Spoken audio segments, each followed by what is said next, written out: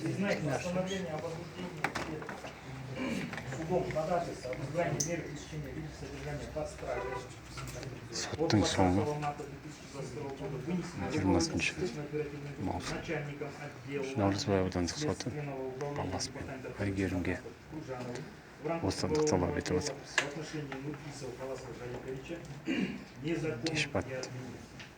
В отношении Нурписова Халаса Жайковича 31 марта 1979 года рождения избрать меру пресечения в виде домашнего ареста и освободить его из-под стражи в зале суда. У меня все.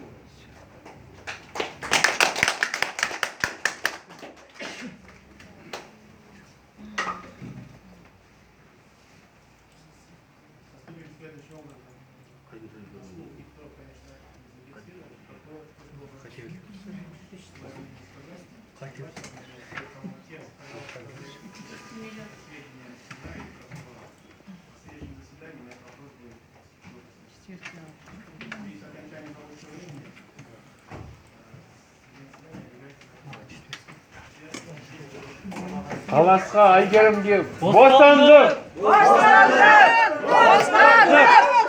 Бостандық! Бостандық! Бостандық! Бәріне бостандық! Бәріне бостандық! Нұрлан!